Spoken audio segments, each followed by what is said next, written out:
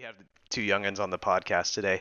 What would you do if your dad tagged you in a public Discord? Like what Benny did for his son recently. He tagged the Katsu King in general in our Final Series Discord. So what do you like? I don't even know It's, what you do in that scenario. Like, how would you react? it's a double-edged sword, man. It's like if you don't respond, then you will be SOL. Yeah, like no Yeah. allowance for you for not checking your DMs.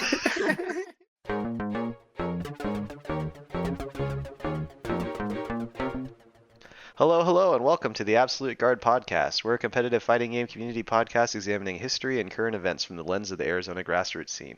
Yes, welcome. This is episode 93. My name is Benny, and as always, I'm joined by my co-host John. Today, we've kind of got a little panel going on, also a little biography going on, featuring a new guest today. So we've got AZ Young 02, aka Elijah. How's it going, Elijah? I'm going good, man. Good, man. And you? Doing good. Nice to have you on the show. And then we're also joined by Freezie. Hello. All right, cool. Yeah, so typically, Elijah, what we like to know first is kind of like your gamer tag, which is AZ Young 02, and its origin. So how did that come about? All right, so AZ is where I'm from, born and raised, born in Phoenix. So and Young is so back in the Wii. So this was back then when I was playing Smash, like my little 6, 7-year-old self playing Brawl, whatever. So man, out we're of so my old. brother, out of my brother and I'm the youngest in my family. So I Okay. just instead of putting my full name on there, I put Young over for short, or just put Young in there. And then also my first gamer tag on the Xbox 360 was Young Pockets. It was YOUNG space POCKETZ. By my stepdad, he made that years ago. But Okay. just Young just stuck out for me, and '02 is the year I'm born. So nothing like crazy, just Yeah, very yeah. simple. Yeah, I figured that's what the O2 meant. I mean, sometimes it's something else, but typically it's like, oh, that's the year I was born. That's like, that's the go-to for a lot of people. Oh yeah. I mean, it's definitely better than going on my first tag. I went by my full name, but I don't want that out there. Yeah. So, what was the reason for you said Young Pockets? Yeah, Young Pockets. Yeah. So what was the reasoning? Was there a reasoning behind that? Um, my stepdad at the time, his gamer tag was Mr. Pockets, and Ah, my brother's tag was Little Pockets. So instead of me calling like Little Pockets 2.0 or whatever, they just called me Young Pockets.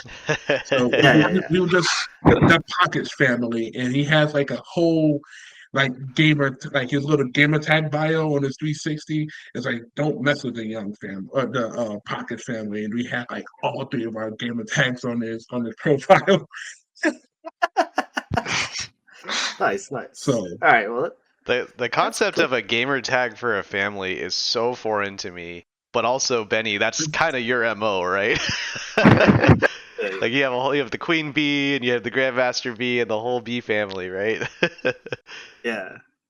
Yeah, the Queen Bee just kind of fit with my wife because it was just like, yeah, because I was going by Grandmaster Bee for a long while after I settled on that, and then it was just like, she was kind of like I mean, not just the household, the whole matriarch type of thing, but then also like when I was part of the Alaska FGC, she was kind of like the motherly figure for our scene there. She was pretty much the only woman involved in the scene, among spouses or girlfriends and stuff like that. So it just kind of like along with the whole thing, it's like she's the queen bee of our scene. So yeah, that just kind of all fit. Can you imagine your dad giving you a gamer tag though? Right? so It's so so weird. so a funny thing, like that was actually my second gamer tag. Was like I actually went by Benny Jr.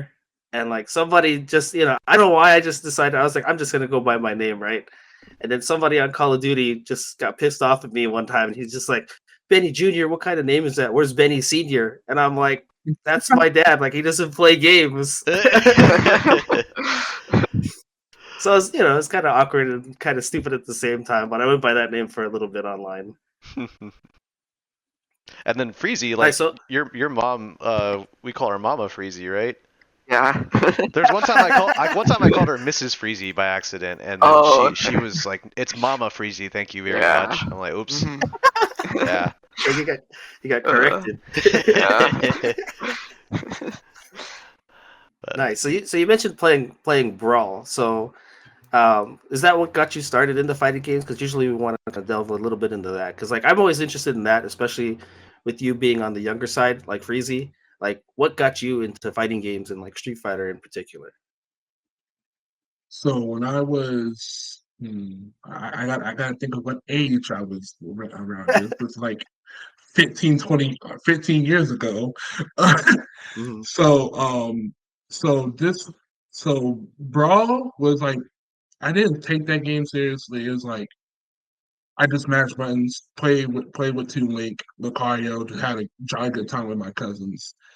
And I did the same thing with vanilla Street Fighter 4 on the 360, just mashing buttons with my cousin that was just bullying me, just pressuring me 20, 30 games straight with vanilla Sagat. If you know, you know. And I'm just Yeah, yeah. matching buttons with Ryu and Sagat. And Wait, Ryu so and Sakura as well. just to clarify, this is an older cousin, I'm assuming. Yes, older cousin. Okay, okay, Like like I think at the time he was probably like in his mid 20s, and I was still like 7 or 8 probably. So gotcha. Okay, I yeah, don't yeah, know that makes fighting sense. games. So I'm just fighting for my life. Like just having fun times playing vanilla 4. Like that he crushed me so bad. So I got to the Yeah, point. It's like, you know what? I'm gonna get better than you someday. Probably won't be today, but it's gonna be in the future. So that got me started playing like fighting games when I was younger. Um, I didn't start taking I didn't start taking fighting games seriously until Street Fighter 6. So and that's kind of like where it took off, and I want to get better playing with other folks. What kind of what brought you to that point that you were like, I want to get good at 6, or I want to get better at 6? Like, what was the breaking point for you there? So this was in Phoenix Fan Fusion 2021, 2022, I believe. I went to a little like small Street Fighter 5 tournament, and I played that. Okay. So I got washed, and I was like, you know what? I've been playing Street Fighter for so long. I want to get better playing this game. And I went back home. Like no BS. I went straight back home, installed Street Fighter 5, and then I found out, oh, Street Fighter 6 is coming out sometime soon. And I said to myself, okay, I'm going to learn Street Fighter 5, and maybe that skill will come to 6. So I've I went a buddy of mine at my school I go to. He plays Street Fighter 5 as well, and I would I would bring my console to my school and hook up my PS4 at the time and play it like 4 or 5 hours a day, just learning, watching content creators, watching people that play as my character, just to learn like how to play this game. And we just go playing back and forth, back and forth. Like we did like damn near first to 50s every day. Nice. Oh wow. so so and yeah, I did homework at the time too, so it's not like I was just playing all day. You were But studying the game. Yeah, I yeah, was yeah. literally Yeah. exactly. So Nice. it took me a year later. I went through the next fan fusion tournament, got second place, and I was like, you know what? I did all this time to get better for 5, and I'm gonna stick with 6. And it brought my competitive drive back because I used to play sports, Yeah. and I'm a very competitive person, and that's why I love this game. Nice, Nice. nice. No, I love to hear. Like, I love to hear the the whole attitude that you had in terms of like, it wasn't just because I have a good friend of mine that played fighting games when he was younger with his older brother, and his brother would beat him down, and he hates fighting games to this day, other than like Smash.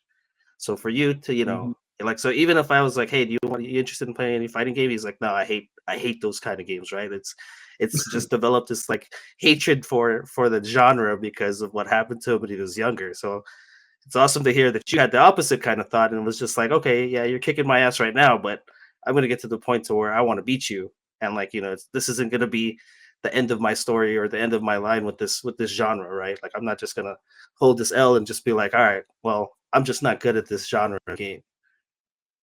Mm-hmm. One of the Yeah, so And most that's awesome.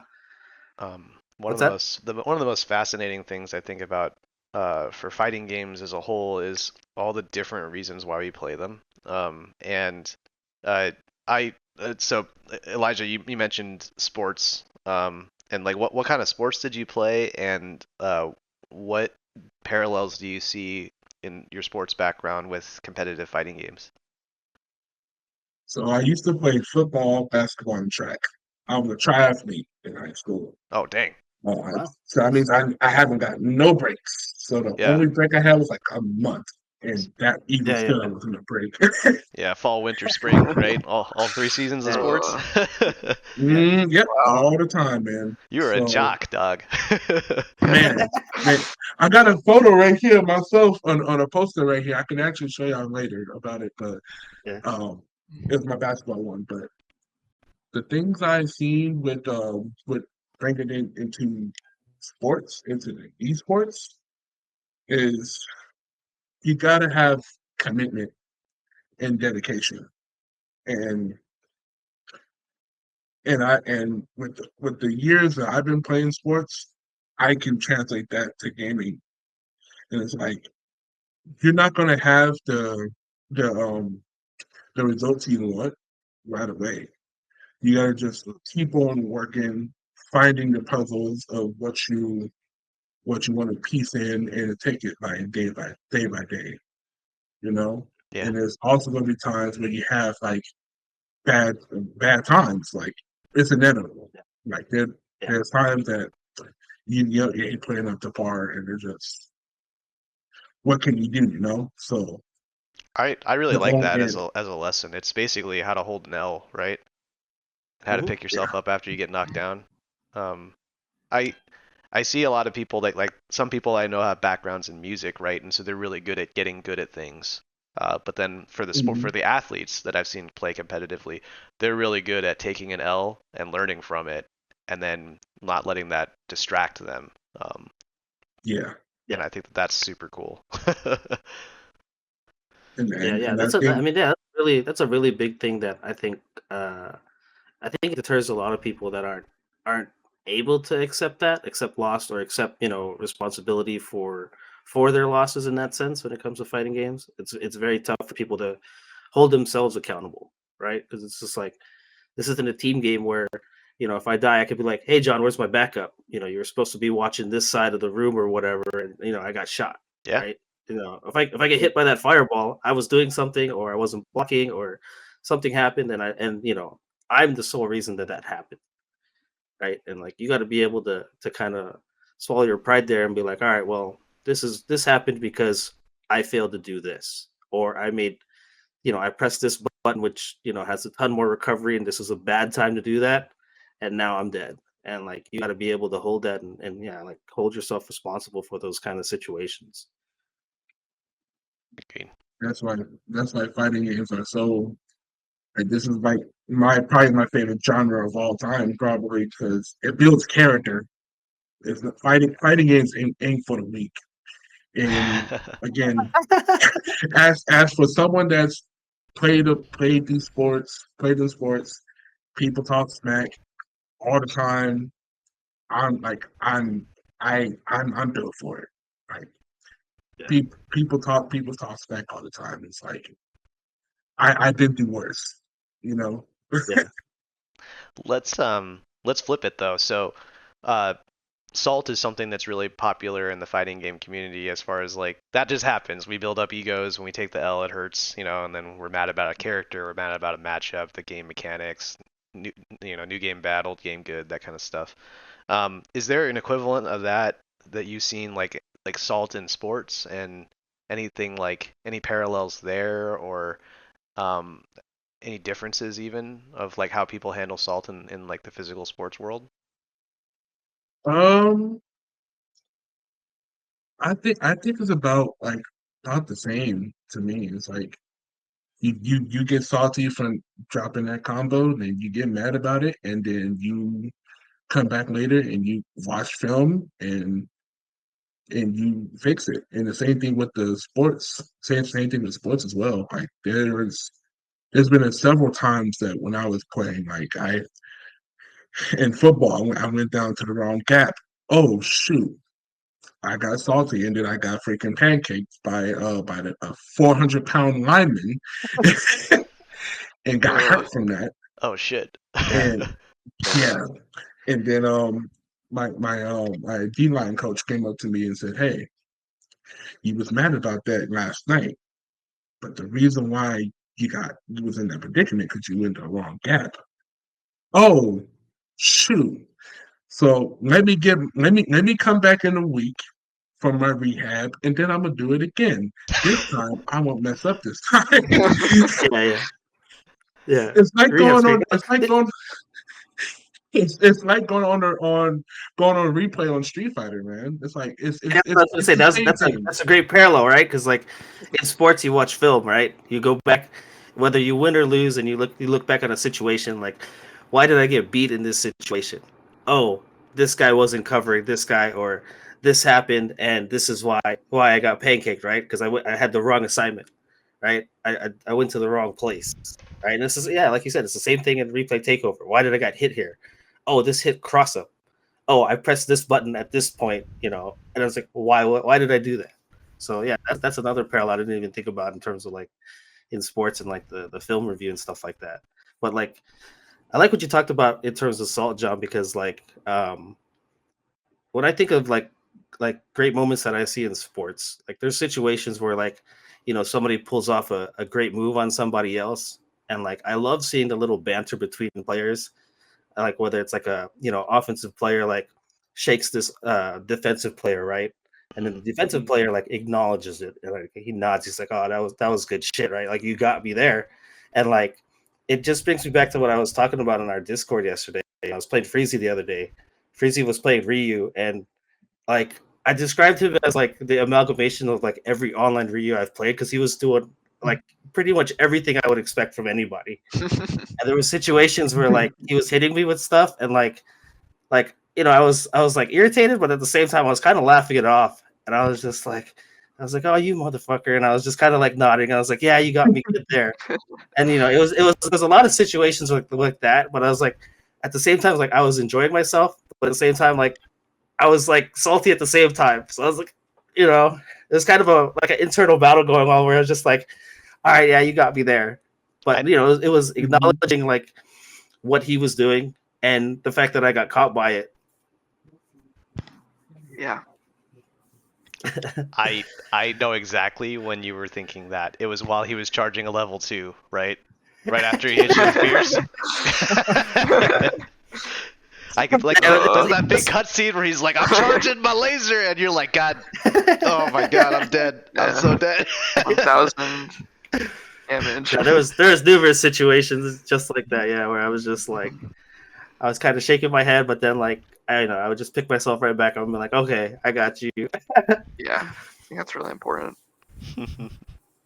One other thing I wanted to talk about in regards to like the sports and esports parallel here is a big difference that I see is you were mentioning rehab earlier, right, Elijah? And in sports, there is just a straight up risk that you might physically hurt yourself. And I'm curious if do you see a parallel in there, like in fighting games, in that sense of like having to hold back on your performance because of fear of injury or anything like that, or like what is that experience like when you're doing sports, and can that be applied to fighting games even? I mean, not necessarily in my opinion.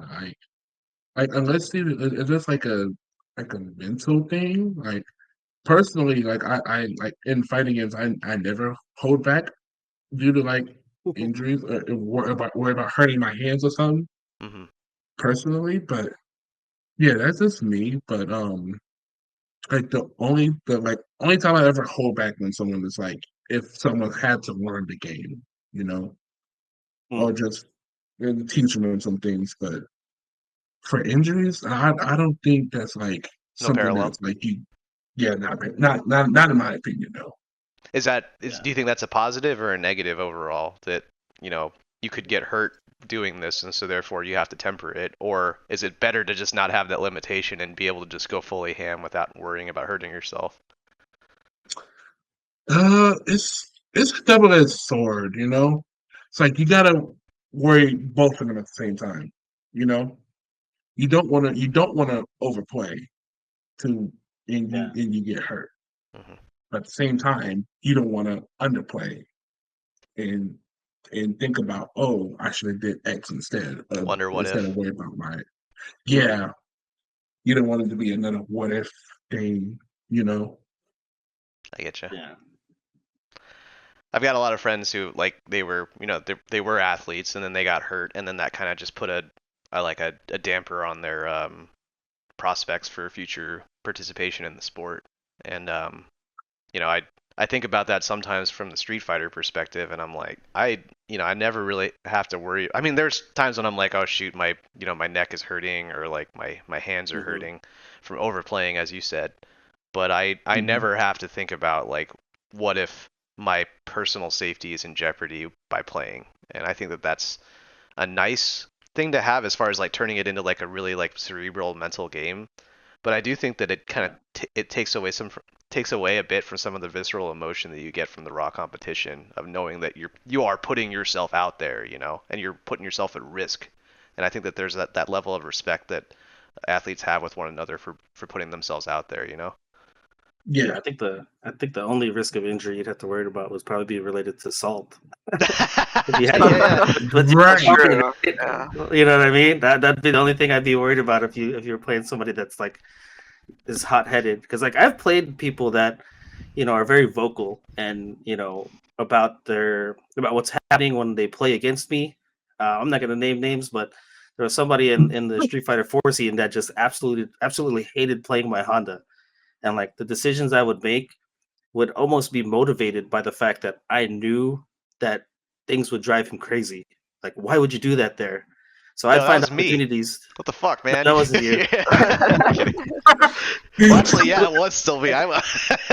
But So I would hear it like while we are playing, just like why does this button work here? Why does this do this? Why does this blah blah blah? So I would find ways to kind of like incorporate that into my game more, just because I knew that it would tilt him. And like I mean, that particular person, I wasn't worried about like physical altercation, but like yeah, I mean, there'd definitely be some people where um, I would potentially be worried about that. I get you. think the I think the only other time I ever like had to deal with someone that was salty, that was right by me. Like I no John, I think he was there. This was when I think this was like in casuals. This is like one of my first ones there at TGC. Okay.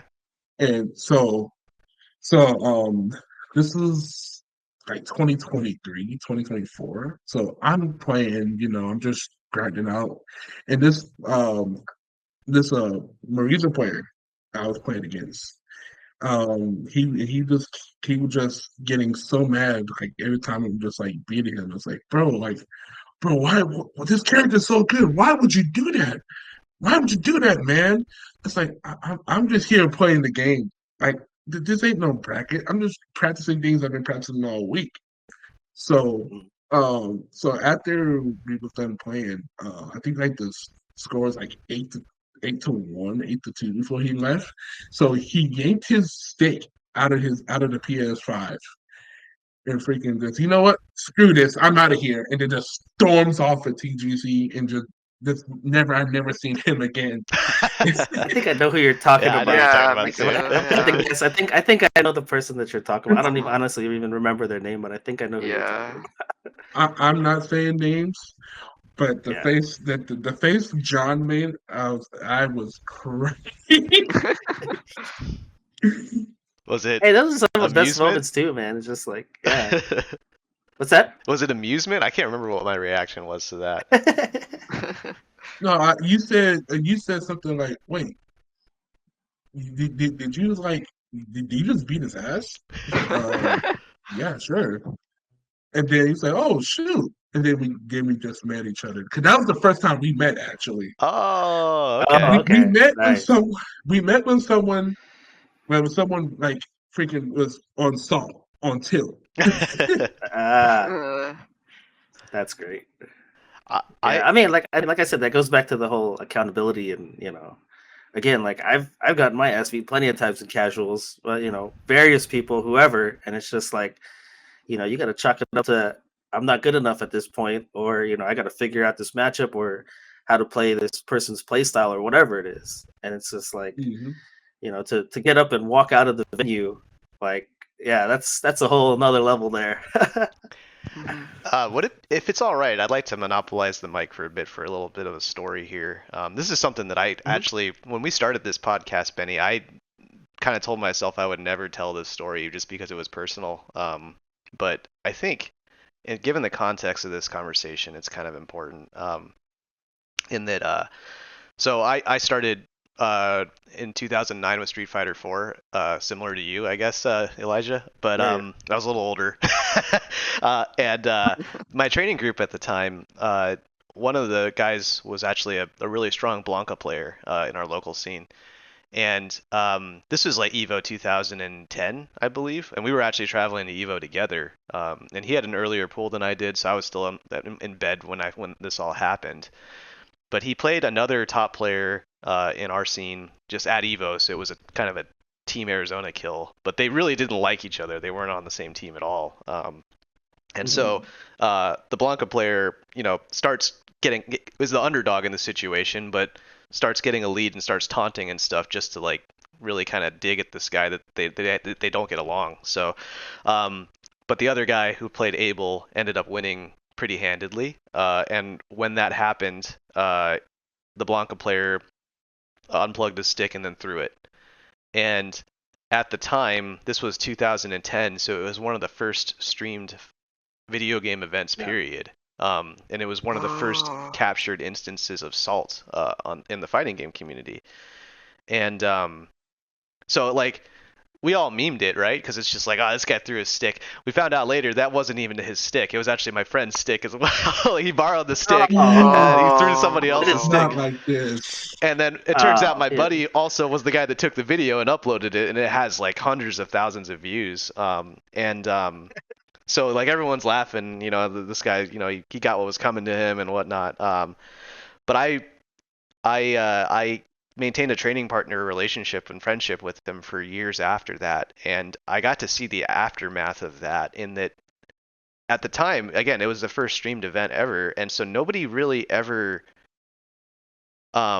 nobody's like prepared to be like suddenly thrust into the public spotlight from assault reaction. And Yeah. so I remember talking to him one night, and we were older, and he had cooled down a little bit, but he just told me, he was just like, yeah, there are just people out there that hate me, and they've never met me before, but they just hate me. And I think about that to this day whenever I think about like the first instance I've ever seen of cyberbullying, or just like, you know, someone being canceled or whatever you want to call it nowadays, right? And he just got clowned on constantly, and everybody remembers his name and everything as the guy that threw his stick. And to his credit, he never changed his name. He owned it, But I do think about that every now and then of like, we see salt and then we react to it and we clown on it, right? But in the age of the public internet era and whatnot, and like it's more common now, like everyone gets salty. You've seen that, like the Mentos guy clip, and Yeah. the Rufus and Ryu Rico player. Solé, Yeah, yeah. yeah, yeah. Like there's all this like those clips nowadays, and so it's a much wider sea of salt, and so no one's really like going after one particular person. But I do want to give a shout out to Louis Scumbag in that like when I was younger I didn't see that that you were essentially getting bullied, and I don't think you would ever say that you were bullied. I think you had a lot of pride and you would took it on the chin, you know. But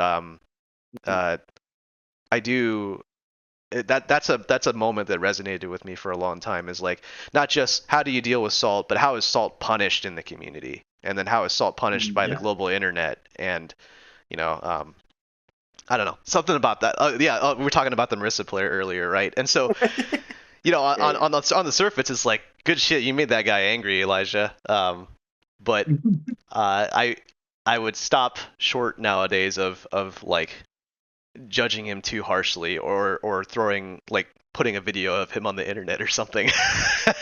Yeah. You know. No, I hear you. Yeah. So I think Louis handled it with as much grace as he could, and it was such a new psychological phenomenon back then of just like strangers on the internet hate my guts for something that I did. Yeah. You know.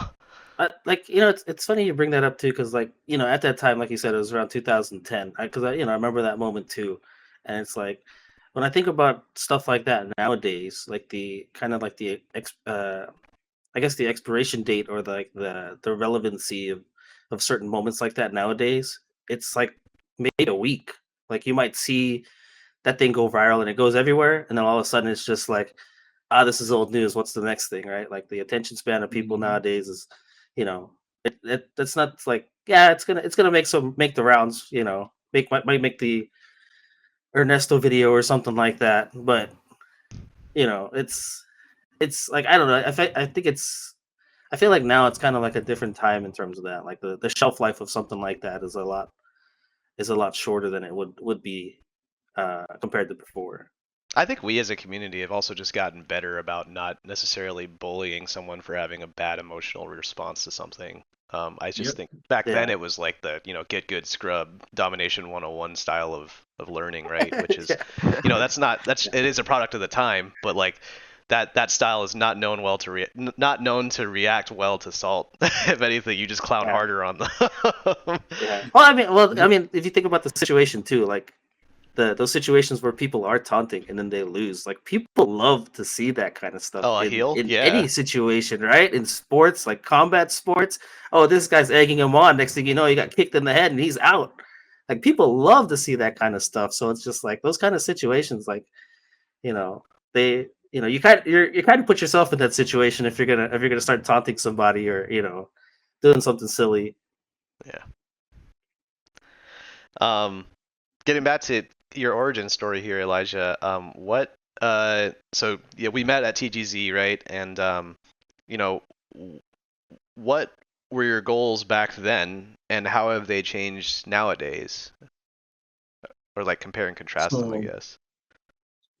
My goal back then was like, I just wanted to like compete, like try to compete in like in a somewhat decent level, hit master rank on Street Fighter. It was a long goal. It took me about almost a full year to do so. And it was very bumpy, very bumpy road. I had a few people that helped out in the scene.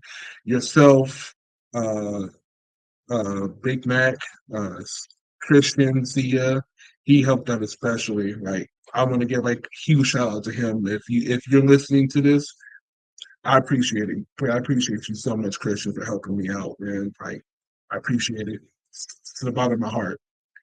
And Freezie as well. Like everybody in this server, in our agent group, helped me out so much. And my goals now is I just want to be a more dominant player and stop and prevent myself from telling that I can't do it. Like like there's been times that I'm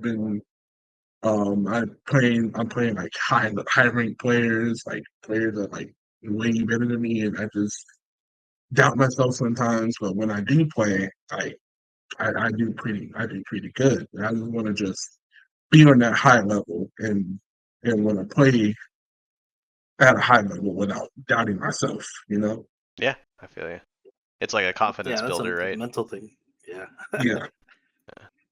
So I just and that's been helping.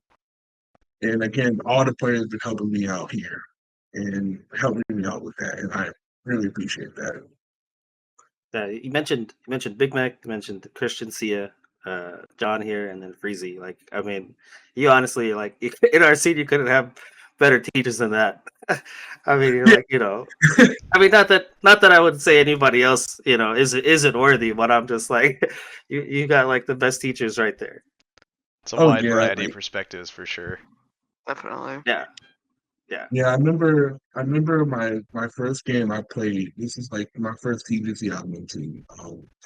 I seen Christian and Chase playing the Ringy Mirror, and my platinum one behind was like, oh shoot, Ringy Mirror, I want to watch this. And I played, and I got washed so quick. Yeah. That first to five felt like a first to three. But That's that's the sign of an athlete, though, is you took the L and you kept coming back, right? I know a lot of people yeah. they try it out and they're like, I got wrecked. I don't think I belong here, and they're gone, you know. Um, hmm And then I went back home. I was like, you know what? I got my ass kicked, but I wanna go next week. So Yeah. I After was rehab, right? going. Yeah, it's at After rehab. rehab, there is a parallel So then. You get your ass kicked in the game, it's like getting injured. Well, you get your ego injured, I guess. Yeah. Yeah. well, if you look at it, then yeah, you can say that. Yeah. So another thing is Oh, that cool, man. you mentioned, like some of your training partners, right? And the I also think that just knowing you personally, like you do have a tendency to pay it forward, right? So I know you've got other training groups as well and training partners, and like you have a Discord server for like a group of players that's not even locally based. It's like from around the country, right? Yeah. Can you talk about that a little bit? Promote it even? Oh, I got full permission. Yeah, Sweet. go for it, man. So it's the server's called the Warriors Den. It's an 18 plus server. Sorry, Freezie, can't join yet. Aw. So what we do there basically is basically an FGC server with mainly Street Fighter focus. I'm one of the admins in there. Um and I'm also one of the coaches there that help out players that's a little I want to get better at the game too. But and my training partners there, I got Ray Skywalker, Ash, Zeldris, Void, and the other admin crew. They are a bunch of my training partners as well too. When we play a lot, we go through things and we sit down and sit what we got to and look what we got to do better and stuff. So it's not just here, and I'm grateful for them to be in my life as well. Because without them as well, I don't know where I'd be at as well too. So and they're putting some good players too. So I'll give them a check out as well.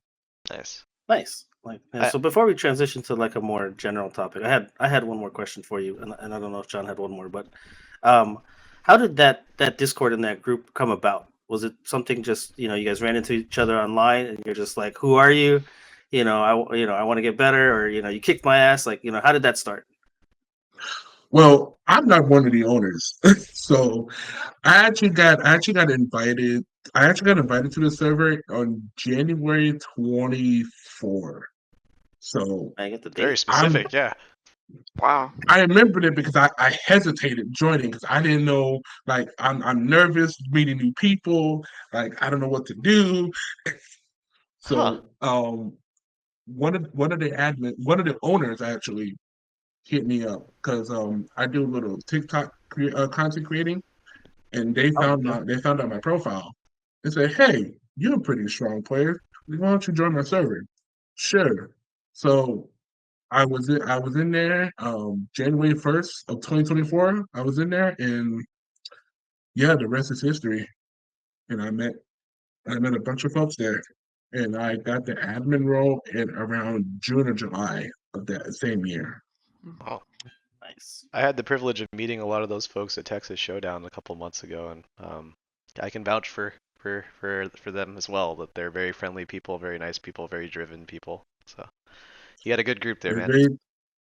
very thanks, man. I appreciate it. He's still grinding. And then Benny, you mentioned earlier, do I have another question? That was my question. I think we're 93 Okay. episodes in, dog. I think we figured it out. Great minds think alike. Nice. Yeah, so in terms of like the fighting game community as a whole, like there's been a ton of announcements for the various different games. We've had the Street Fighter 6 update, the patch with the Elena's release here, what, 5 days ago or Mhm. 6 days ago. So let's delve into the Street Fighter 6 thing first before we kind of go broad with the general outlook of the, I guess, fighting games in general. So with this latest patch, yeah, we had, like I said, we had the release of Elena, and then we had the general patch updates and stuff like that. And since Freezie's kind of just been chilling here, Freezie chilling. But Stop. He's freezing. give us your. Sorry, that's a dead joke. But uh, give me your. What have been your impressions so far? You know, basically within a week of this patch update, Freezie. Like, what do you feel about the general changes that have been made, and then anything character specific that kind of stands out to you? Yeah, so for the most part, I think they're going in a great direction. For the most part, I really like the perfect parry change they made. Um, I felt like it makes it so that you have to be more intentional with your parries, which I really like. It's kind of forcing me to break some of my bad habits with parries.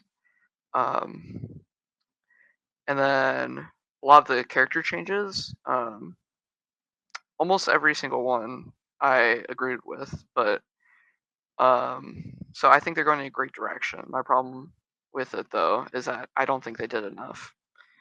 So Mm. they had great changes, but for the most part, I felt like most characters stayed the same. Sorry, John. And, Most Yeah. yeah. and then I feel like We got both of you guys play Ryu yeah. too, so yeah, I'm sure Ryu's the same, right? Yeah, Ryu's the same, He right? He needs more. Honest, He needs more. honest Ryu. honest Ryu. Yeah. So I'm sure you're enjoying also the Ryu changes, Elijah. Oh, I am Yeah, so loving it.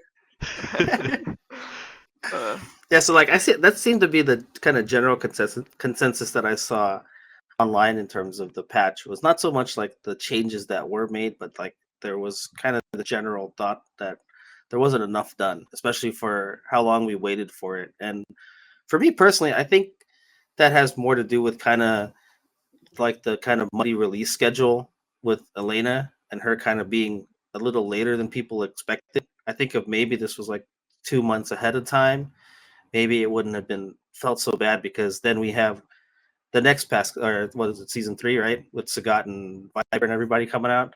Yep. Because I feel like with Sagat coming out, they said summer, which basically could be the next 2 months. Like there could potentially be another patch by that time.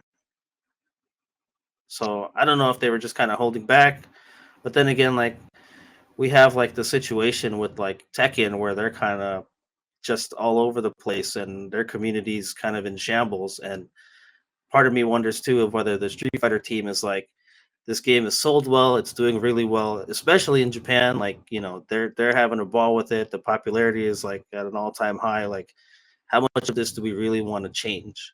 Right? Like the mentality between like the Japanese audience and then like the American community. Like it's something that we talked about in the Discord the other day is like the Japanese community seems to just, you know, love the game and, you know, take it for what it's worth. And then you talk to people in America and it's just like, oh, throw loops this and driver this, you know, and it's just complaints all around. And I'm just like, in negativity. So part of me wonders like if they just didn't want to, you know, really kind of change things too much. I that's a tough one. I so we you know we've talked a lot since this game came out about how the whole thing is kind of a house of cards, where like if they tweak one thing too much, it might completely upend the game as far as like everything kind of being a nice tight rock paper scissors loop, right? And I do think that the universal mechanic changes in regards to like the perfect parry that Freezie mentioned, as well as the throw tech. You get a bar back if you throw tech, right? Um, I actually think that that's going to contribute to a lot more volatility. Like if you think about drive usage in terms of in the over the course of a game, right? They're rewarding you for teching more, which means there will be just more drive in the game, period. Like everyone's just going to get more drive now, which means they change their bread and butter combos because now you have more drive to work with. So you might be more willing to burn that EX meter or do that DRC because you'll know you'll get it back if you tech a throw. And on the flip side, then everyone's going to shimmy the hell out of each other and do a ton of damage. And then burn all that drive meter on a ton of damage. So like I actually think the game's going to get extremely volatile, or maybe not extremely, but I think it's going to be more volatile than it was. And then the perfect parry is kind of another like balancing mechanic where that minimizes volatility in a different area. Um, so I am not on the side of saying that I wish that they did more. I actually think that they started with the universal mechanics first and then tuned the characters afterwards. And we have yet to see the real impacts of those universal mechanics. Like anytime you mess with a defensive mechanic compared to an offensive mechanic, it's going to take at least a month or two for people to like establish a new meta and then figure out how to use the meter properly. And all that to say is the balancing is whack because they fucked my character pretty bad. Yeah, I'm putting a little English on this, but yeah, like they nerfed my character. But we can talk about that later. We can go individual stuff later. All right, yeah. What about you, Elijah? Did you have any thoughts about the general impressions or general changes and stuff to the game? Well, I think I personally like the game where it's at right now. Like again, the perfect play changes. It's honestly it didn't change something for me because when I do when I do for perfect parry, like even before back in season 2, I always held back and then parry as like an option select. Like if I don't get it, and like if I don't get parry, I'm just gonna block and don't take the perfect parry.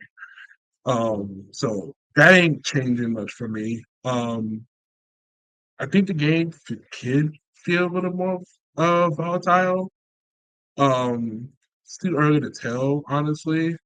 Um, I think I I think I like the game. I think you know what? I just like the game where it is right now. You know, changes wasn't too bad. I I just gotta just sit down and actually play it more instead of playing Mario Kart World. Yeah, that's funny. I mean, you guys talk about the parry because that was the biggest change in the game in the general game, and like for me, like I played a long set earlier today and yesterday, and I don't know if me personally I've really changed like what I'm doing. I don't know if that's kind of just my defensive playstyle or my mindset, but it's like I don't know when I'm being pressured, like I kind of go, I'm going through options for like what my opponent can do, like throw, what did I get knocked down with? Did they get a setup off of this? Is a safe jump coming? All those things are kind of like everything's going on at once, and I'm like, and for me, it's like if you play fighting games, that decision has to come quick. So it's like Yeah. to me, it's like I got to make a commitment, and I gotta live with whether I'm right or wrong. So it's like if I think you're gonna throw me, like me being Dawson, like I'm probably gonna drill. But then, if I get hit by a meaty or something else, then I'm just like, okay, that wasn't the right decision at that time. Then I'm like, all right, what did I just get hit with again? What's this next set of options looking like? What should I, and again, also taking into account what my opponent's doing. Well, the last 3 times they did this. Is he gonna do it again? Is he gonna go for a throw? There's so much going on. Like for me defensively, like I just kind of, I make a commitment to something, and I just, I hold whatever the end result is, and I just live with that. Because as playing a character without a reversal, like I don't get a chance to just be like, all right, well, screw this, get off of me. You know what I mean? Yeah. So it's I mean, like my defensive playstyle personally hasn't really changed in terms of that from what I've noticed so far. Okay. But you don't feel yourself wanting to throw tech a little bit more to get that sweet bar? No, I only like, I don't know. For me, like, if I feel you're gonna throw me, that's typically why I'll drill. So Yeah. it's just like Just take the I feel like I'd rather take the reward than the drive bar, unless I got a read for like, oh, every time he does this block string, he likes to walk up and throw. Or if I get a read on that, then I'll be like, all right, well, maybe I'll take the meter at this point. I I never don't know. There's so much stuff going on. Yeah, I never thought about it like that. In that, like the characters that have built-in anti-throw tech stuff or anti-throw stuff don't benefit as much from that. Like Blanca, right? Blanca's got the up back ball to blow up throw techs. Yeah, or Cammy with too. the OD. Yeah. Cammy. Definitely. Yeah. Do you feel, Freezy? Do you feel like your defensive options have changed at all when you play a character like that? Specifically defensive, I don't really think it changed a whole lot because Blanca's reward on getting a successful up back ball is so much better than just getting a throw tech. So if I'm hard committing to blowing up their throw, I'm still probably going to go for that 9 times out of 10. Ooh, I like how you said the word hard committing though, because that means you could also soft commit and go for the throw tech if you want to also be able to OS block, right? Exactly, yeah. Got it. And then tied on to what you said earlier, John, with it taking a while for the defensive mechanics to like see the impacts of it. I played in a tournament earlier this week against Enzo the Hokage, and he presented an interesting option I haven't seen yet, which is on offense, he does a really delayed throw. Yeah, get that bar. And Yeah. Especially since he plays Ken, getting like a driver's combo and then bringing me to the corner, and then now he's at 4 bars and I'm in the corner. Yeah. And that caught a lot of options for me. Like it caught my backdash, it caught me my throw tech, it caught my up back ball. It was really interesting to play against. Oh, so he caught your backdash and that he delayed tech, and then so your recovery, or he threw the recovery of your backdash. Mm-hmm. Oh, okay. Do you know if he forward threw you or did he back? He forward throwed me. Oh, so that's really hard then. Okay, so you're doing a delay block, micro block forward throw. Oh, yeah. Sick. He's so good. I'll say that much. Yeah, we were playing last night. You did that to me. I saw that. It was a delayed tech in mid screen. Yeah, I was like, ooh, or offensive delayed tech. Yeah. You mentioned tournaments, because CEO is this weekend too. So I mean, I'm sure we're gonna start seeing some stuff, some stuff developed from that, or maybe just new character stuff too. We got to talk about individual character changes a little bit, though, right? Like, I want to hear Elijah's opinion about Ryu, followed by Freeze's opinion about Ryu. Okay, yeah, we'll go Elijah, Freezie, then I'll go, and then you can go, John. Sure. All right, John, or Elijah, go ahead. All right, so Ryu has a railgun now. he has a full-on railgun. I wasn't expecting this. So on the rail though, so I wasn't expecting him to get buffed like this, or the way he did for season 3. Like the things I was looking for is probably getting more recovery frames on a medium donkey kick, because medium donkey kick is very good as a poke and neutral. I definitely use that a lot. Probably slow down his fireball just a tiny little bit.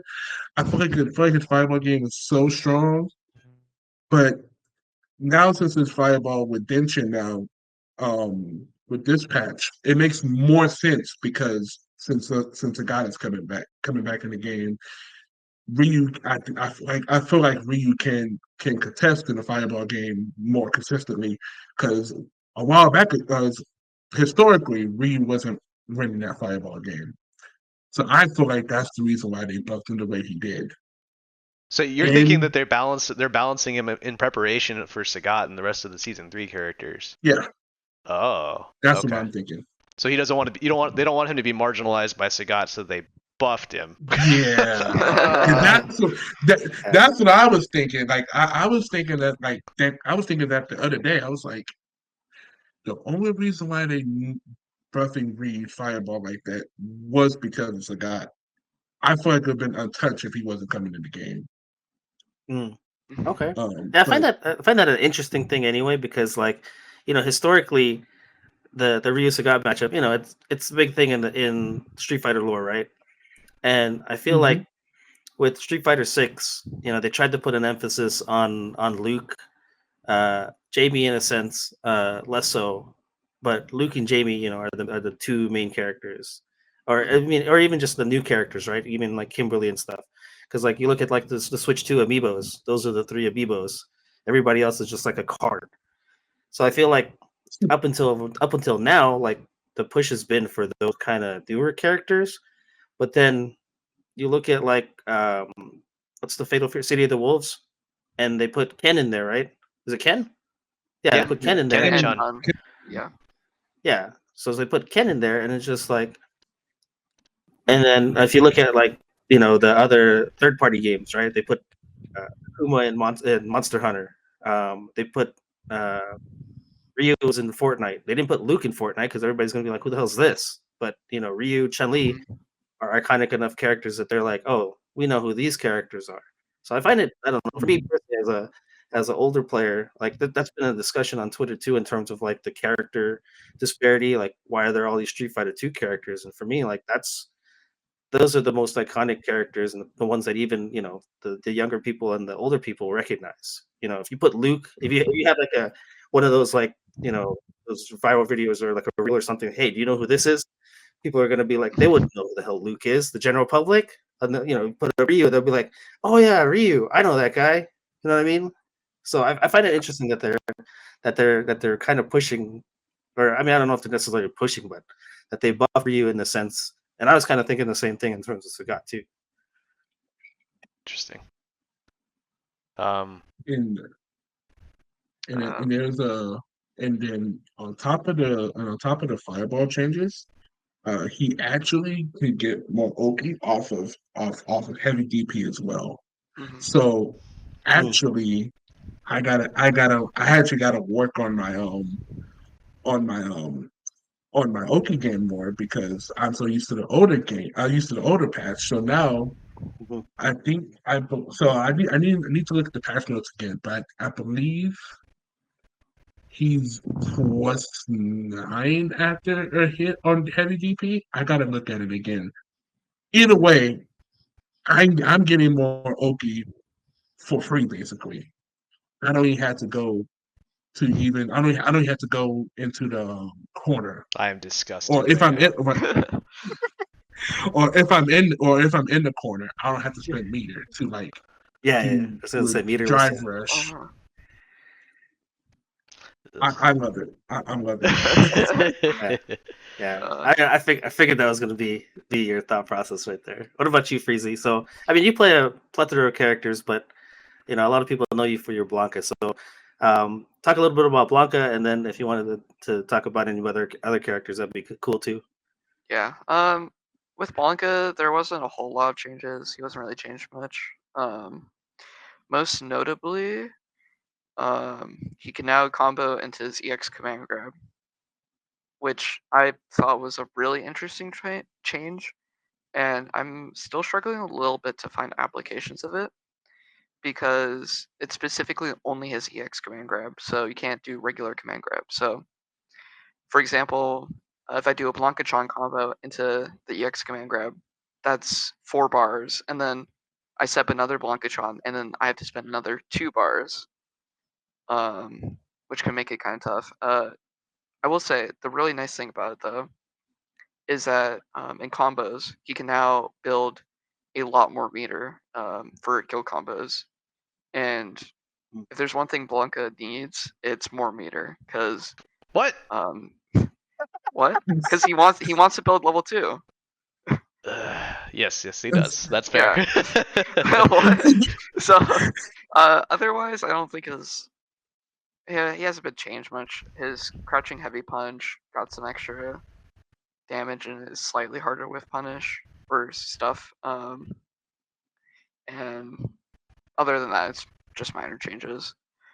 But I want to add more onto what Elijah was talking about with Ryu. So specifically with the heavy DP, if you anti-air someone, you can get meterless Oki, strike throw Oki, which is really good. Yeah, that's it's really good. That's all I can say about it. most characters have And to drive rush to get Oki Mhm. after an anti-air, right? yeah, like Kami, Ken. Ken, Shoot, most of the cast. yeah. So getting it meterless is really good. And I can see what you mean with like the Sagat fireball changes.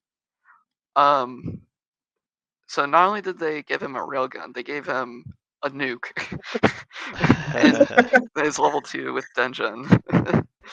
Yeah. Oh yeah. That change, it's I think it's really good. So they buffed his level 2 so that with Dungeon it charges quicker, and then I think they Mm. also buffed the damage, but I'm not entirely sure. And so Oh, that's what the change was. Okay, I was wondering what that change yeah, was. so Gotcha. Ryu with Dungeon can hit heavy punch level 2 and they get one charge off of it, which allows him to combo after it. And so now in the Gotcha. corner he can do a ton of damage if you get hit Yeah. by heavy punch, and now his max damage punch counter combo does more damage as well. So I believe Yeah. you. Yeah, I so talked you about just playing gotta you the other day, and I got hit by one of those dungeon charges. Like I whiffed the normal, and I got hit by that charge. my life bar yeah. depleted. I was like, wait, what Uh-huh. happened? Yeah, it's really insane. For the most part with Ryu, I'd say those are main changes.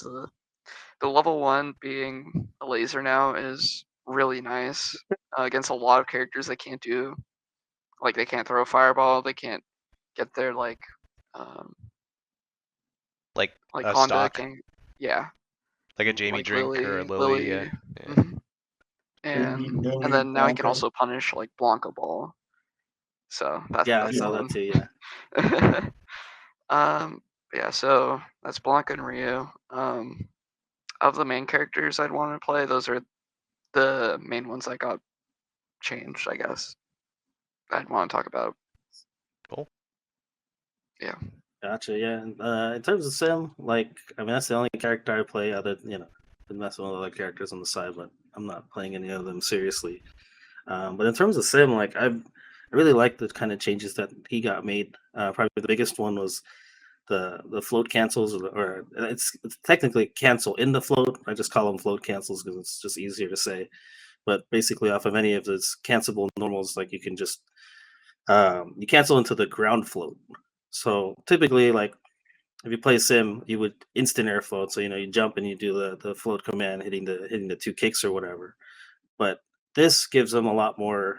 Um, it's really fast in terms of like when you cancel, and then I was just looking in the sim Discord this morning, and they were talking about using it to off of drive rush normals because you're more plus, you're safer, and then you can bait DPS with it if you get the right normal hit, and then you float forward where he goes diagonally, up forward, and then yeah, if somebody DPs, they basically DP behind you, and you're going the other way, and you have enough time to recover and punish them.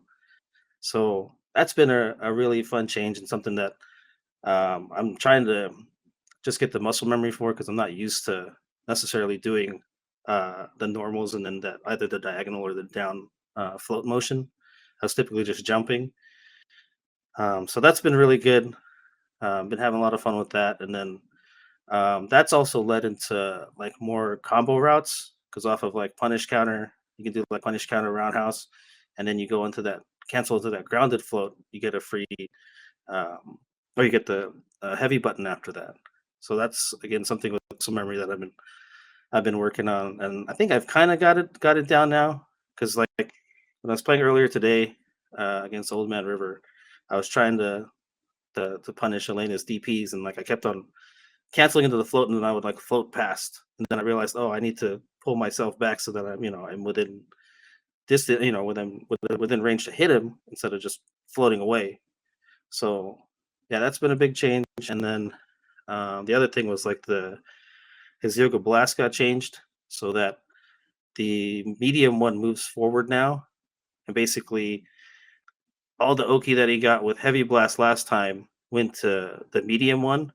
So again, that's muscle memory I got to change because I don't think I ever used medium before that.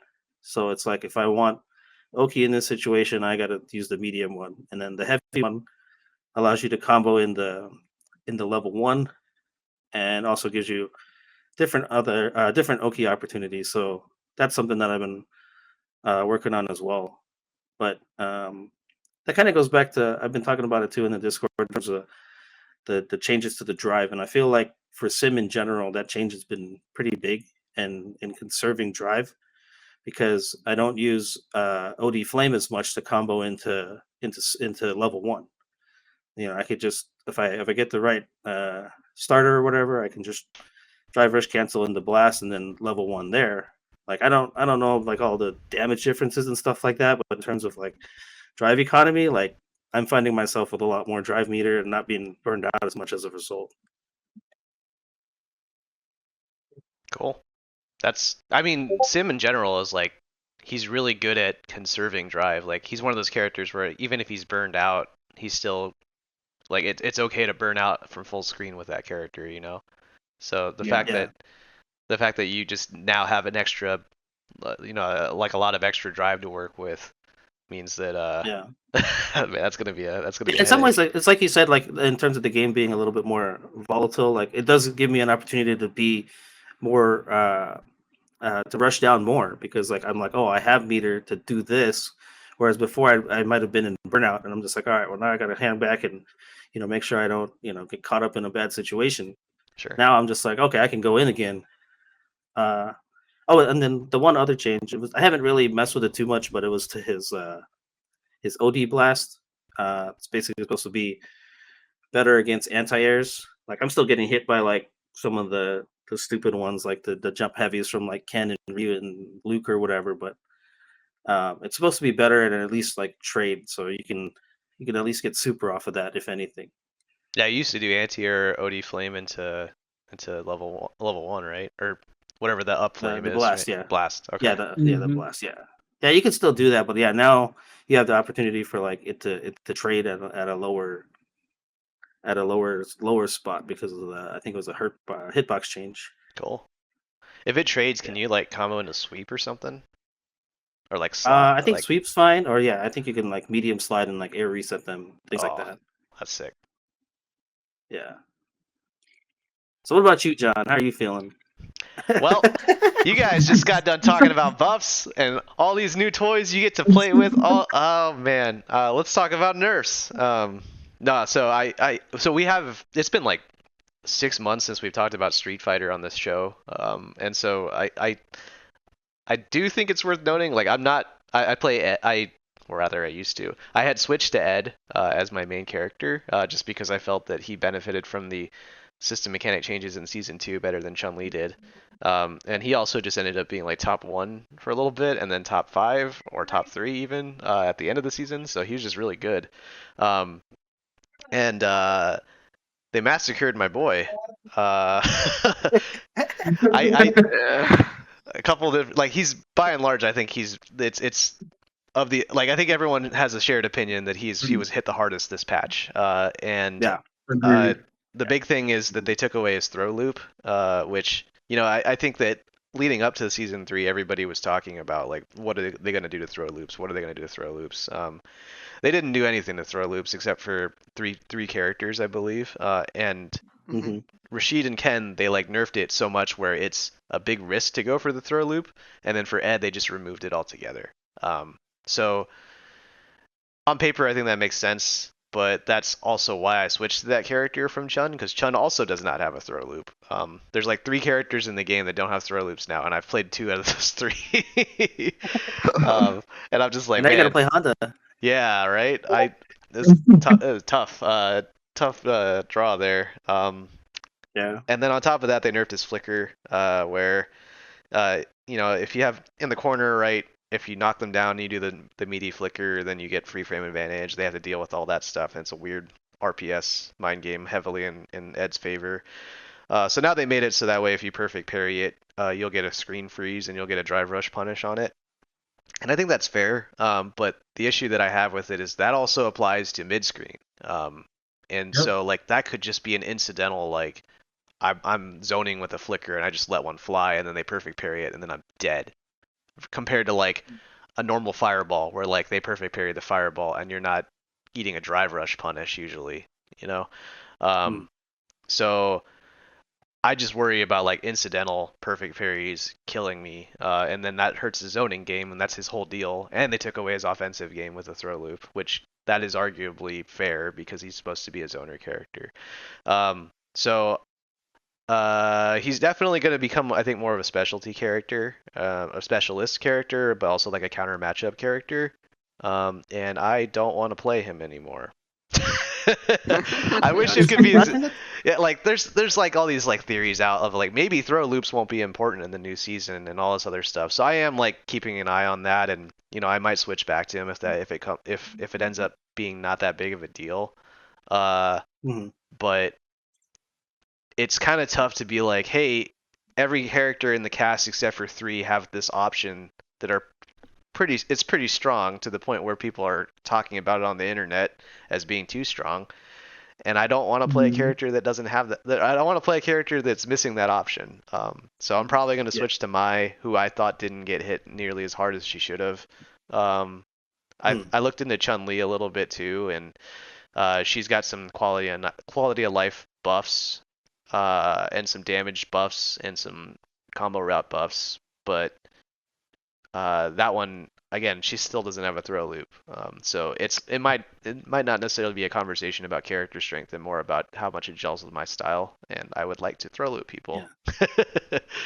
Yeah, it's like I was gonna say, yeah, I mean, no, it's fair that you want to change. Like one thing I always kind of envied about you in playing you in Street Fighter V and watching your evolution in that game was like you would always be willing to change characters. Like I'm the complete opposite. Like once I kind of found my character, like I'm with them through ups and downs. It doesn't matter. Like I didn't play anybody else. Or in 5, I didn't play anybody else other than Sim once I took him on, and I kind of feel the same way in 6. Like honestly, like there's no character where I'm like, if they release this character, like I'm going to play them for sure. Like I'll give them a shot. In terms of like trying to figure out what they do, but like competitively or just playing seriously, like I'm a sim main, and that's the way it's gonna be. And like with John, like when he came to Street Fighter V, he started out with Chun-Li and her air legs being stupid in that game. Yeah, it was +2, dog. And then Oh wow. You would just do a dive kick. Season remember 1 Chun-Li. Yeah, season 1 Chun-Li, and then after Chun-Li, who did you play after that? Ibuki. Oh, it was Ibuki, and then eventually you went to what, Colleen. I did play Colleen. Karen, Colleen, and Karen. Oh, Karen. No, Karen was in there too. That's right. Yeah. Yeah. So like, yeah, I've always kind of envied. Like, I mean, I think you broke it down to me as like, well, everybody kind of has the same kind of like branches in terms of combos, and it's kind of just kind of figuring out that kind of stuff, and then of course learning the nuances in terms of like Oki and things like that. But like that for me, like I've always been envious of that because like that's not me. I can't do that. Like if I pick up another character, it might be like a year before I'm like I even feel competent like even playing them against somebody. Well, I got to say, even nowadays, even with like I thought I could pick up characters quickly, but I see some of these kids nowadays. They can just play any character, or just play standing fierce into charged SA2. No, I genuinely do want to throw the mic over to Freezie, and that he's the like multi-character specialist in our local scene. He can play so many characters at high level at 1800 MR, right? How many characters do you have at 1800 MR, Freezie? At least at some point I've had a 1800. I think I've had 11. 11. 11? Damn. Yeah. And one of those was random, right? Nice. Oh, I forgot random. Okay, 12. Yeah, see, that's something I brought up to somebody else in the hub because I was like looking at their stats and I was just like, oh, you got all these characters to master, but like you could see the people that like got them to master and didn't want to play anymore, and like they just stuck at 1500, and it's just like it's one thing to get that character there, it's another thing to gain another 200, 300 MR with that character because now you're really getting into heavy territory. Definitely, yeah. Yeah, definitely. I think of it with MR, it's basically like whatever your personal best is, you are actually 100 points less than that. That's your actual level. Like I just hit 1700 with my, and I'm not gonna keep that. I'm gonna get wrecked immediately and go back down to 1600. Yeah. So There's There's a lot of up no and worse downs. hard.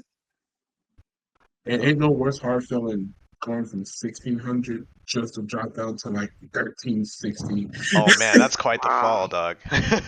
Yeah. That happened to me like once last year. I was like, oh yeah, not doing this again. Yeah. Well, one reason why I wanted to segue into like being able to play multiple characters is I don't know how much opinion we have on Elena. I know Freezie has learned Elena and can play her pretty competently. And Benny, I know you have experience in the Elena matchup. Elijah, I'm not sure how much you played against Elena. I know nothing about that character, so I was curious about your guys' thoughts. Um, I did a few like first five, first 10 with her. She is just to me, she's just like I think she's a weird character to me. Like, just very few like matchup knowledge you need to do. Like her hashing overhead really like fucks me up with that. So um her SA2 with her SA2 with her healing thing that messes me up all the time. And I don't I'm still gonna say this like I don't care how balanced the healing is. I think healing should never be in a Street Fighter game. I don't care how balanced it is.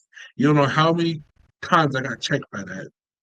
But overall, I think this will be like early projection with the Ryu and Lena. I think it's 50-50 for right now. Anything could change.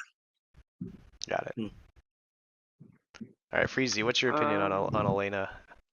Elena is like I've played a bunch with her and I played a bunch against her and I'm still like really conflicted. I don't think she's great. I think definitively I don't think she's gonna be like one of the worst characters. I don't think she's gonna be one of the best characters. But I think whether she's gonna be on the like lower half, the upper half, or somewhere in the middle, it's kind of hard to tell because I think she has some like really strong options, and then she's also missing a lot of options, or her options are very niche. So it's kind of hard for me to tell. Like, for example, she has some really good buttons with like her forward heavy kick or forward heavy punch, um, reaching super far and being able to go into a target combo after, like really good poke. Can you Crushing medium confirm that? punch. Yes, you can. Ooh. Hit confirm. Crushing medium punch. Hits pretty far and it comes out pretty fast. I really good at whiff punishing, but then she also has some kind of obtuse buttons, like her crushing medium kick being having a target combo with it, but um, it only works on people who are standing. And then and even like if someone blocks it, you're left at -4, which means you can get punished a lot from it. I see. Yeah, and then she has some good stuff. Like she has an invincible reversal. She has a DP, so she has really consistent anti-airs. Um, and then her level one's not invincible, and it only works in combos. So like, there's a lot of give and takes with her.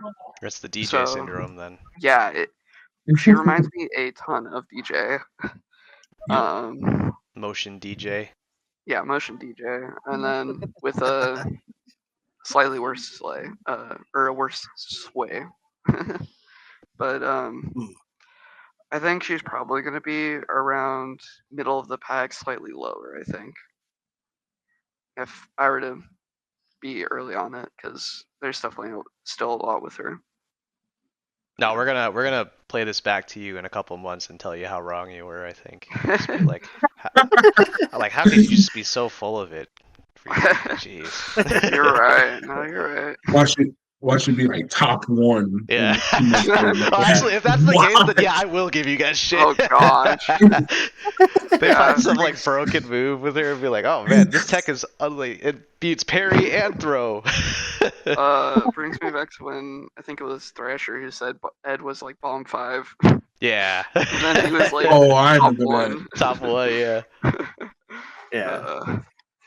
But yeah. So for me, my experience with Elena is just playing against her because I've been I was playing Old Man River.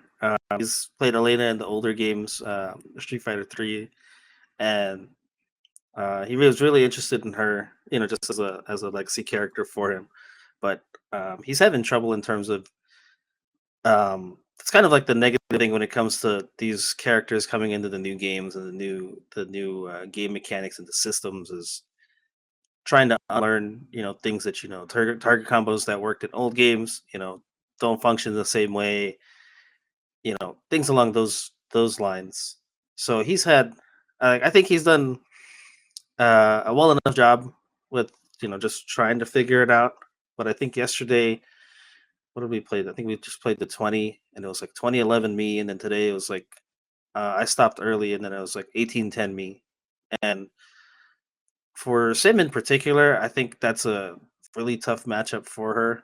I'd probably say at this point, probably like a 6-4 in Sim's favor. And I think the only thing that I really have trouble with is kind of discerning like what exactly she's doing, because she's all kicks. She's the opposite of Ed in that sense, in that she's just all kicks. So, like I just see legs flailing, and I'm just like, I don't know. I was trying to lab some stuff earlier today, in particular, like that. I think that is the fierce the handstand. This is the handstand kick, right? Um, I was trying to lab that, and like I saw where I could kind of punish that, and it's just I think for the biggest battle he's going to have potentially against her is just more against like the spacing, because I think she's really really good at with punishing with the buttons that she has. So it's like if you're going to play that character, like you have to have your spacing on point. But and then of course you got to get in, and then it's let's go gambling just like any other character. And so yeah, in my general impression so far is just like, yeah, it's I think Sim's favored in that matchup, and it's just for me, it's just more kind of character unfamiliarity at this point.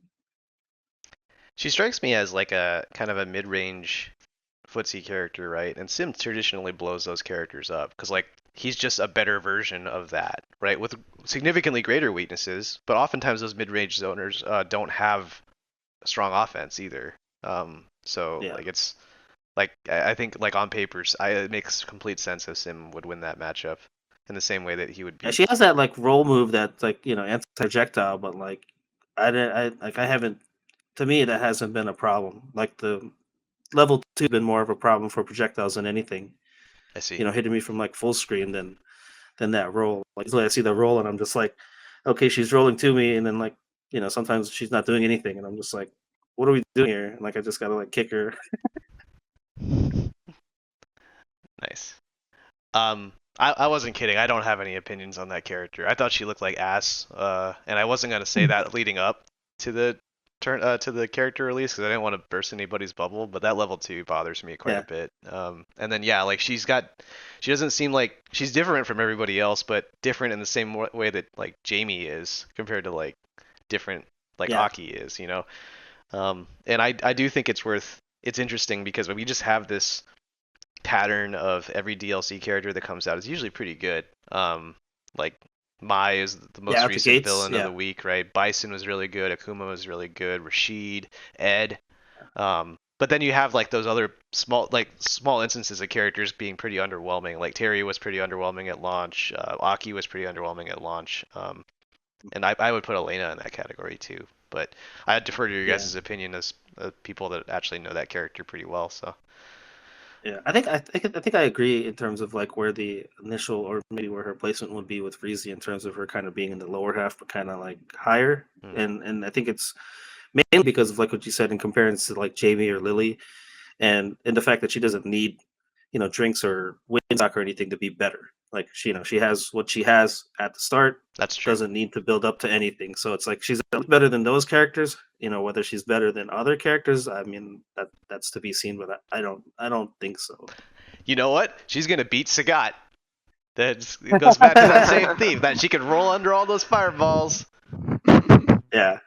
Well, speaking of Sagat, I mean that's the other Street Fighter news that came out was the season 3 pass in terms of the DLC characters that came out during the Summer Games Fest stream with what's his name, Kenny Omega. I almost said some other Kenny name, which would have been stupid. Kenny G. Kenny Omega, right? Yeah, that's actually what I almost yeah, but yeah, Kenny Omega came in and he was cosplaying as Sagat, and then C Viper, or then Alex first, and then it was C Viper, then Ingrid, and then Sagat. In order of release, we're supposed to get Sagat in summer, C Viper's next, and then Alex, or Alex is last. Alex and Ingrid. Alex and then Ingrid. All right. So, Yep. What are your guys' thoughts on the characters that are coming out? Now we'll start with you, Freezie, and we'll go to Elijah. I mean, for Sagat and Alex, I'm happy that for example, like Honorable's getting his Alex and Big Mac's getting his Sagat. So like I'm like, okay, sure. I think C Viper is gonna be okay. Both C Viper and Ingrid are 100%. I need to see how they play because I think everyone who's like, oh, C Viper is gonna be super technical. Oh, Ingrid, blah blah blah. I'm like, they're gonna change the characters a lot. I already know it. Yeah. I don't know how they're gonna do C Viper. I know a lot of people were like, oh, Ingrid's coming. I hate Ingrid. Why would they add Ingrid? But especially seeing how like they changed like Ed from 5 to 6. And, like I'm kind of thinking of Ingrid as a new character that they're adding to the franchise rather than like a previous game. So kind of like an Aki, because I know that they're gonna make a lot of changes to whatever her gameplay was in the one game she was in. Yeah, I honestly don't. I mean, I remember the character, like what she looks like, and but like I don't know. I don't even remember any moves or anything that she had in that game. So I'm like, yeah. So for the most part, I mean, I'm happy that they added Alex and Sagat, even though I do not want to be fighting either of them. And then I'm just gonna have to wait on C Viper and Ingrid. So I definitely agree with you in terms of the C Viper stuff. I feel like that's why, like, when I see these people talk on Twitter and they're just like, "Oh, I don't have a character in this game," and then it's just like, "Oh, you released my character," and then it's like John, like I don't want to say something negative, but it's like before the character comes out, but I already feel like they're gonna be disappointed in a sense because you have to take into the account like the game mechanics and what this game is, and then how they're gonna adapt that character to this game. Because like I mean, would I personally love to see them do something completely different and maybe have, I don't know, just something different. Like somebody was talking, I saw somebody brought up a example of like Colleen being able to like freeze your like drive meter or something, like to throw like some crazy mechanic into the game like that. Like I think that would be something cool to see, but like whether they're gonna do something like that, I'm a little bit more skeptical about them making any kind of drastic change like that. Like I feel like they're gonna play it more safe and they're gonna be a little bit more easier in terms of like what they're gonna do with the character. It's not gonna be as technical. I forgot about that. That Colleen can freeze your stun bar. Yeah. Yeah. Yeah. So I mean, I played it. Elijah, what do you what's on your mind on this? What are your thoughts on the DLC?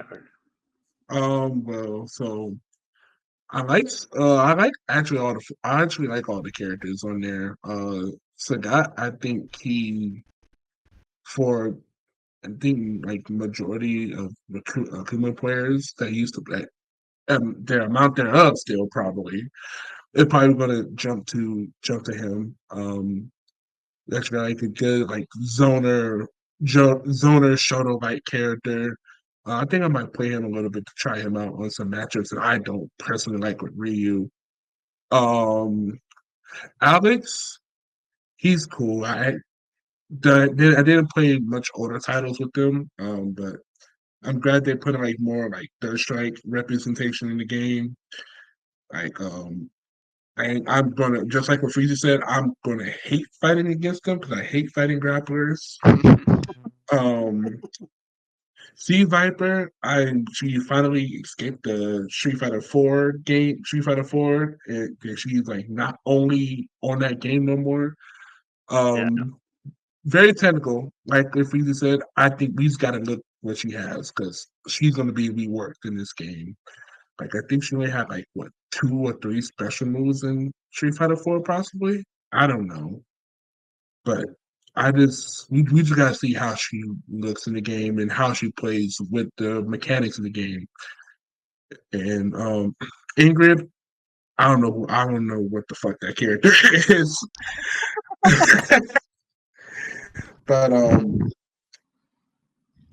if I gotta see how she looks too because if she plays anything like Karen, she might be fun for Mm. me.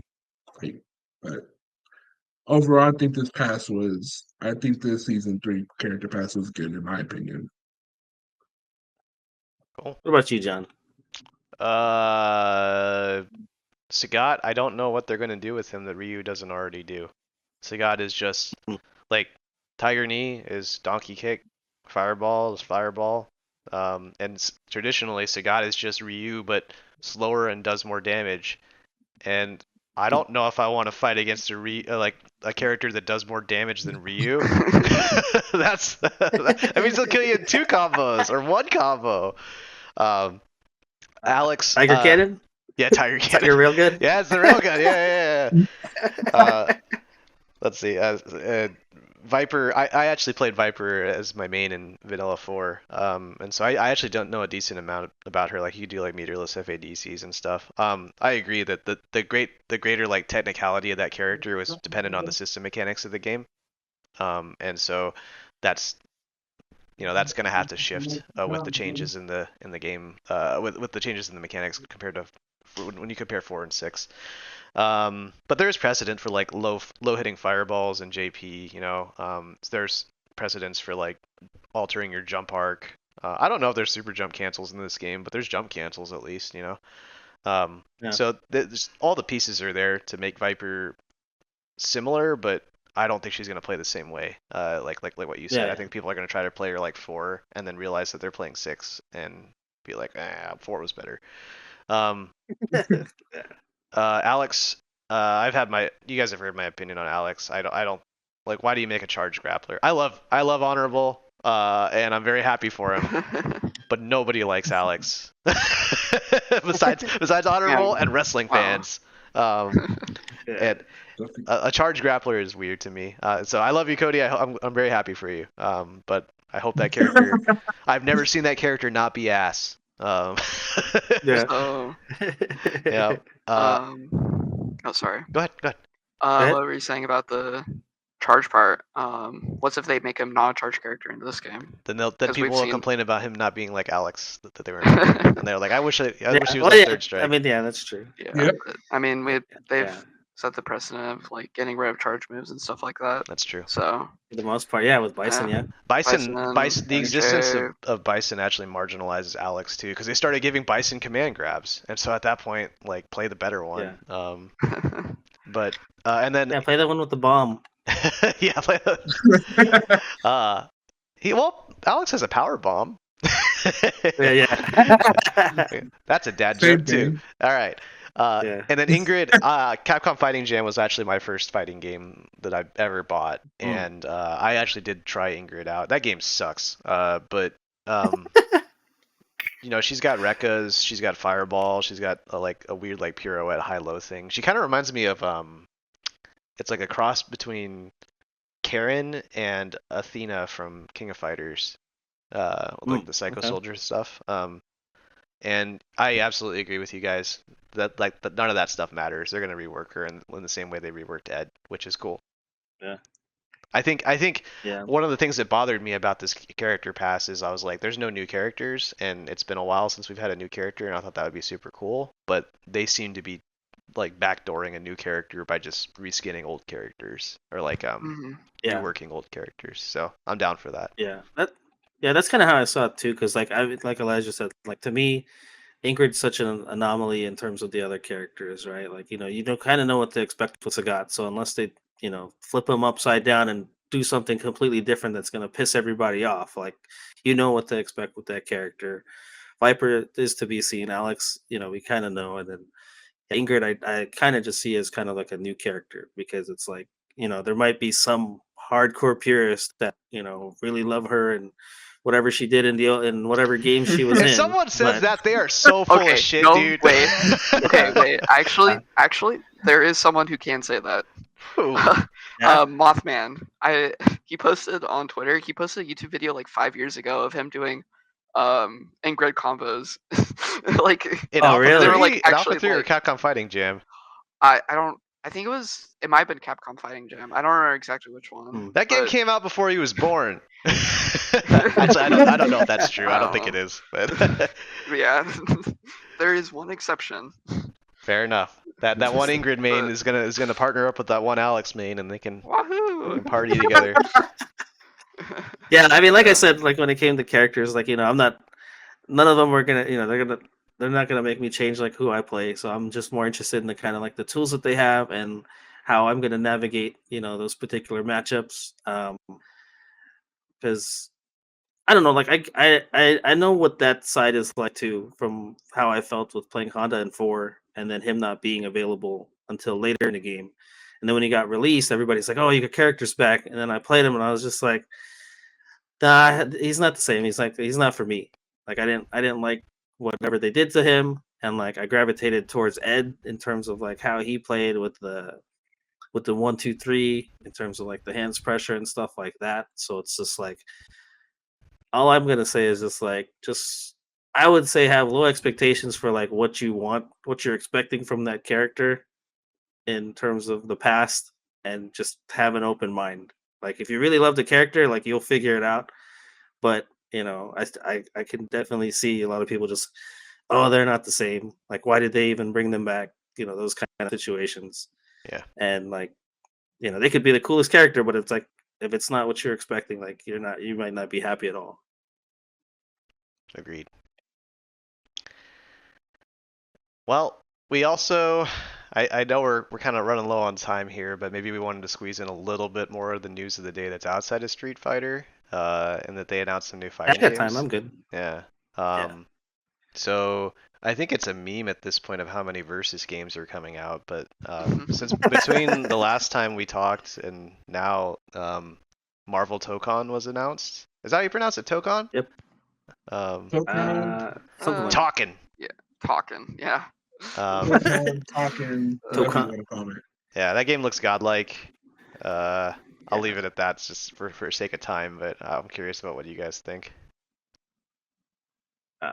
I like that game kind of came out of nowhere because I wasn't even paying attention to I don't have a PlayStation. Like, I mean, I still kind of try to follow stuff, but I was kind of just looking in our chat, and Scott was like, "Oh, Marvel this," and I was like, looked at Twitter, and I was just like, "What the hell is this?" And I was like, "This is fucking awesome!" Like, I love Yeah. the Japanese inspired like art style. Oh, Like, it looks so good, dude. yeah, like I'm a sucker for games that like if I fall in love with your art style, like I'm probably gonna end up playing the game regardless of whether I personally am liking like the engine or whether I'm good at it. Like I played Marvel 3 and I was like complete ass at that game. But like I enjoyed the mechanics of that game and like the way it looked and the characters and everything like that. So I'm probably gonna end up playing this game. I mean, whether or not, competitively or anything like that, I don't know. But I'm definitely interested in that game for sure. Cool. Freezie, Yeah, Elijah. I talked to one of my friends who doesn't really play many fighting games anymore. But Mhm. used to play a lot of MVC3 back in the Okay. day, and they were like, oh, they were so hyped for it. So like they looked Yeah. deeper into it and stuff like that, and then like one morning he DM'd me and he was like, "This game has wall breaks. I'm not playing it." And I'm Yeah, it's like, got the strike. yeah, and Uh, I feel like that is probably going to be a turnoff for a lot of um, NPC3 Paris, yeah, players, but or yeah, games, yeah. Paris specifically, yeah. So Yeah, I could I'm see that. personally, I'm probably not playing it. There's way too many tag games right now. I think someone said that like to like learn all the new ones that are coming out, you have to learn like 9 characters. So yeah, so I'm probably not playing it. But I got you. What about you, Elijah? The game was fire. I don't play a lot of tag fighters. It's never been like my thing. But graphically, like what you said, Benny. No matter how good or bad I am in the game, I'm still gonna play because the game visually looks great. And Hmm. I think like that's like one of the games I'm probably gonna maybe pick up day zero, probably like week one, week two, maybe. Probably won't take Yeah. it seriously either, but the game looks too fire and too good not to like get it at all. At least try it out.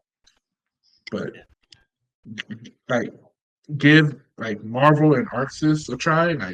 The game has to be good, you know. yeah, So I I'm get it. definitely going to pick it up sometime soon when the game comes out. I gotta say, I got kind of emotional watching the trailer. In that I was around, like I had picked up competitive fighting games right when the Marvel 3 trailer was announced. Marvel 3 trailer was released rather. Marvel 3 was announced, and at the time we all had casuals at this home in Tempe. The guy's name is Dorian, and so we would always just go and play games at Dorian's place. And a lot of them were old MVC2 heads who had picked up 4 like everybody else had. And so for them to see them excited to get about a new Marvel game and to see their favorite franchise revived, specifically a versus Marvel game revived, it was huge. Like when I remember the MBC3 trailer like beat by beat because of my friends' reactions to it. And I got that same feeling from the Tokon trailer, where I'm like, I wasn't even really thinking about the game after a while. I was thinking about my friends. I specifically all the people that I played Marvel 3 with, who, they're still friends to this day. They're having a pool party in a couple weeks, like, um, and they have gotten screwed over and over and over again. They got MVCI and it didn't go over so well. They got Dragon Ball and Dragon Ball's cool, but like it wasn't the Marvel game they wanted. And I think they have that same feeling about 2XKO. And there's like Hmm. a 90% chance that Marvel Tokon's going to be in the same boat where they're like, oh, it's not similar enough to Marvel 3. But I still am really happy for them that at least, they have a modern esports style game that, you know, is a offshoot of their legacy, which I Yeah. Yeah. remember getting that feeling for 6 when it came out. So um, it's weird. I'm like less excited about playing it and more excited for like the social ramifications and happy for my friends. So yeah, Yeah. See, I think that kind of goes back to what I was talking about in terms of having an open mind, because like I feel like people are, there's a lot of legacy with Marvel versus Capcom in terms of like the moves, right? From hmm the whether it was X-Men versus Street Fighter, the Children of the Atom games, that kind of stuff in terms of like the moves, right? Like Charging Star and all those kind of iconic moves. And it's like I don't know if they can bring those moves back by their actual names, like trademark wise. I don't know if that's a thing. That's a hurdle for them at all. I don't know how that works in terms of like the I games, but I thought that for a good. little bit too. I was like, this isn't going to be Marvel enough, and then they showed Doom, and I'm like, oh my god, this game is a Marvel game. This is sick. And then who actually knows? But Yeah, I mean, yeah. So I don't know. I just like for me, like again, like I played Marvel 3, but I don't have any like really hard attachment to like how the characters play or anything like that. So for me, I'm trying to have an open mind in terms of like what they want to do, game mechanics. Like Freezie was talking about their friend not wanting to play because of wall break, and like I saw that. I think I saw that video too, and I was just like, yeah, whatever. Like for me, it's just another game. It's another thing to learn within that game. Like for me, I think a lot of it's come down to, especially when it came to like six in the discourse, you hear a lot with people. Like somebody, I forgot the Twitter account, was talking about how they didn't like Street Fighter 6. Oh, it was actually, I'll read the tweet out. It says, I wanted to aim for 1800 on JP, but it is so hard to want to improve when you cannot stand throw loops in the overall system mechanics. How do you find the motivation to seriously improve at something if you fundamentally dislike it? And somebody else in there was like, unless you're getting paid for it, just do something else. Life's too short to do something you don't like and not get paid. And I replied to their tweet and I was like, it's like, if you don't like the game, then don't play it. It makes no sense to play something if you're not having fun. And that's been my general feeling with any kind of discourse I hear about this game. It's just like, with the character that I played, do I struggle against a ton of shit in this game? Yes, but I fundamentally like the game where it's at, and like how it plays. Like it's taken over Street Fighter 4 as my favorite Street Fighter to play, and High it's praise. I just have a lot of praise for this game and for what it is, and I take it for what it is instead of trying to break it apart and just say, well, this is bullshit and this is crap and blah blah blah. Like this is what this game is, and if there are things you like about it, then don't play it. Yeah, agreed. Yep. It didn't used to be that way, and that like, if you didn't like 4, tough shit, because that was the only fighting game out, right? Now, but nowadays we have the burden of options to the point where they announced another fighting game recently, and the Invincible tag game, which is built by the like former Double Helix devs who worked on. Was it Double Helix or Iron Galaxy? Yeah, I don't remember which it's one. Double Helix. It's Double Helix. Okay, they made Double the Helix, base of KI, which I really liked. I didn't really care for season 2, but I also just didn't care for the game after a while anyway. But it's like they know their stuff. It's not a new studio. I think 2XKO is kind of plagued with a lot of like new studio problems, like new team problems, like trying to get, like little things like being able to meet deadlines and deliverables and stuff like that. And I think Double Helix, they had Amazon money for a while too, if I recall correctly. Double Helix got bought by Amazon. Oh, wow. So to hear that they've spun off and done they're doing their own thing now. I'm excited to see it. I'm excited to see what they come up with, but that one I have less interest in overall, just because of the graphic style. And also, Invincible is a cool show, but I don't really care enough about that. On the other hand, it is nice to have like an Asian male superhero. That's kind of cool. No, I'm dead serious. See, that shit wasn't really there growing up, unless you count Terry McGinnis. Who's that? Batman Beyond. Okay. He's not. I don't think he's Asian, but he looks Asian. So I'll take it. It's like when black people say that Piccolo's black, right? You just kind of take it for what it is. So. Do you guys have any? I personally don't really have. Like, I don't know. I don't have. I watched some episodes of that, but I kind of stopped. I think even mid season 1. So like, I don't really have any attachment to that thing. I might give it a try, but like, yeah, it's like my level of excitement is pretty low for that game. What about you guys? You want? Oh my bad. Go. No, I mean, yeah, same thing for me. I've heard really good things about Invincible. Haven't yet watched it. My big problem with all of these is that if any of them are free to play, I'll definitely give it a try. But if it's like more than like $20, I'm probably not playing any of them. Like I'll be honest. Gotcha. Like yeah, that's fair. Like it would be fun to learn the new games, but I don't think I'm gonna get many hours into it. So I'm also probably not gonna play a whole ton of the Invincible game. So. Okay.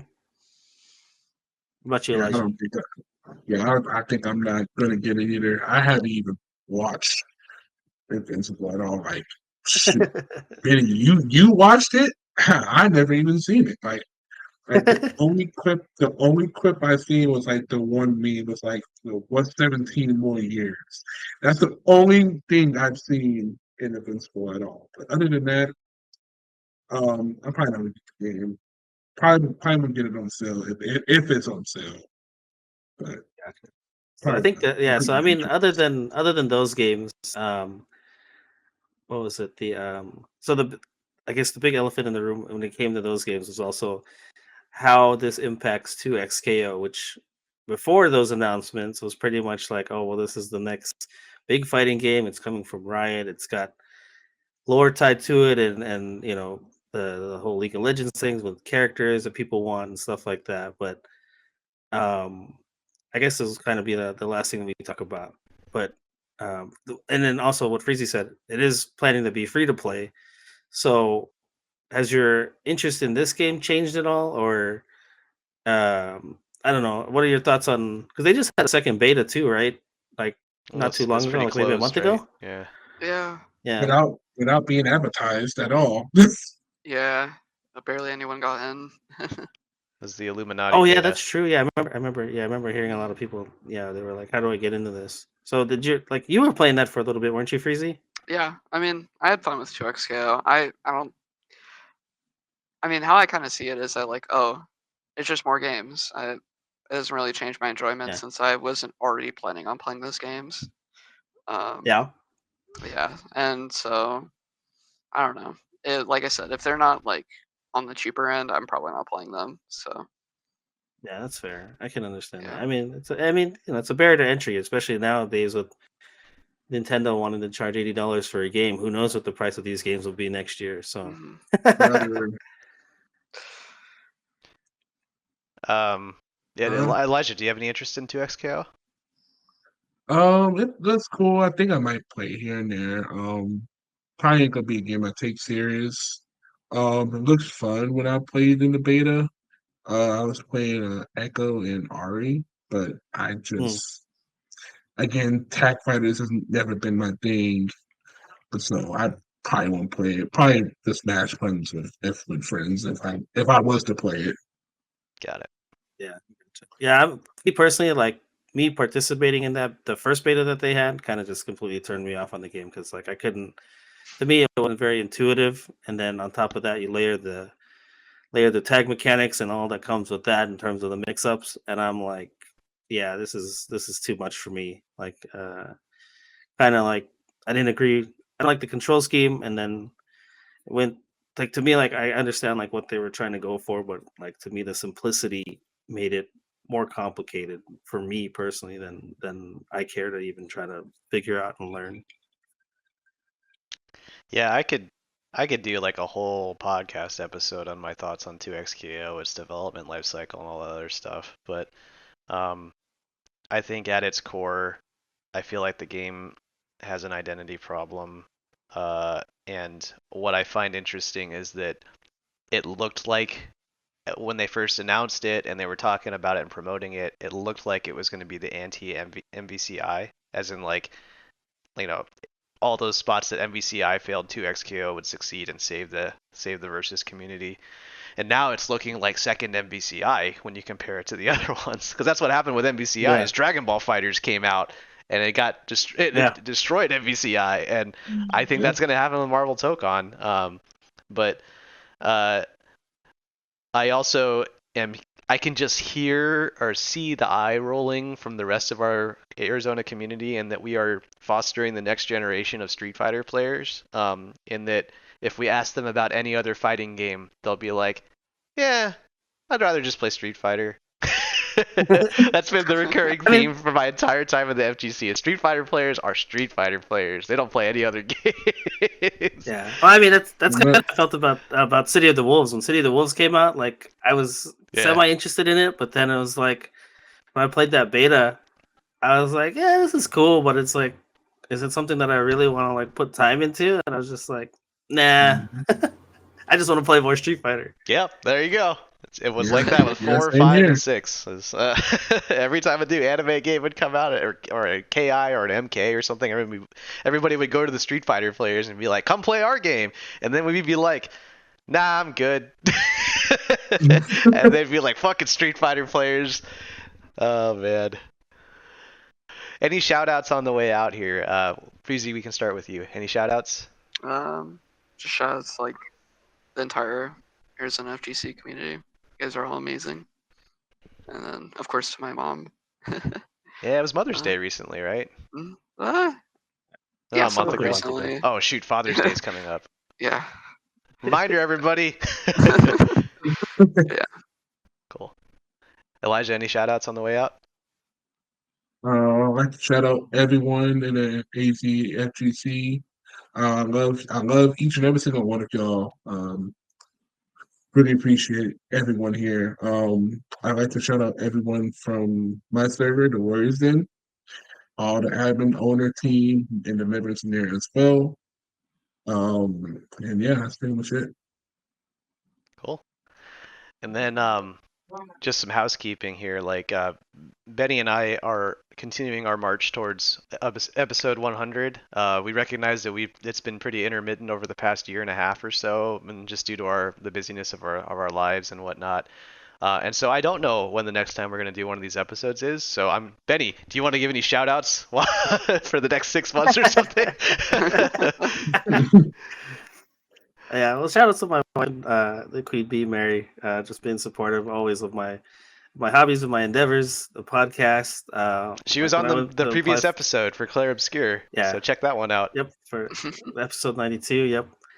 Yeah, my family in general, they've been around the community forever. I mean, definitely grown up now, but yeah, it's always been I was always noticed the guy like, oh, you're the one that brings your kids around, right? And it's just like, and occasionally I get people like, oh, your kid's so well behaved, and I was just like, well, I know personally, like if I was playing a game and one of them came up to me and like got in my lap or something and made me mess up something, I would be pissed. So like that's not gonna happen to anybody else when they're playing. Like, you guys sit over there, they know to behave themselves when they were little. So I always thought that was kind of funny to hear that from people. I'm sorry. I gotta ask this one more thing before we sign off here, because we have the 2 youngins on the podcast today. Freezie and Elijah, what would you do if your dad tagged you in a public Discord? like what Benny did for his son recently. He tagged the Katsu King in general in our Final Series Discord. So what do you like? I don't even know what you do in that scenario. Like, how would you react? I don't know. I wouldn't do anything. Like like I don't know. It's just too normal. Okay. No. Yeah, I mean. No.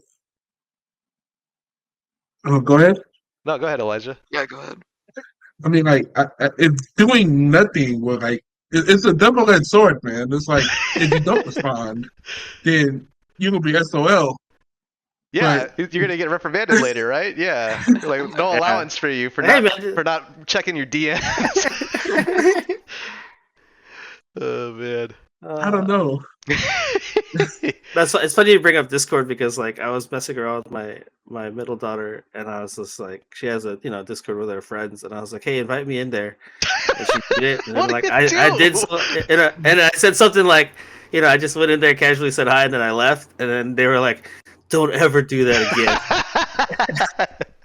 Oh man, but yeah, that's how I would react. I'm like, what the hell? Why are you here? Okay, cool. That blew my mind when I saw you tag your son in our Discord, Betty. So that's the next generation of It's fighting kind of game weird players. because now I'm like, what do I say? Like, oh, my son, but he's like in the Discord, so it's just like I was like, I'll just tag him. Cool. All right. We'll call it here. This has been the Absolute Guard Podcast, episode 93, with Benny, Jon, Freezie, and Elijah. You can find us on Twitch at twitch.tv/Spiral Series, YouTube at youtube.com/Spiral Series, and on Apple Podcasts and Spotify under Absolute Guard. Thanks, guys, and we'll see you next time.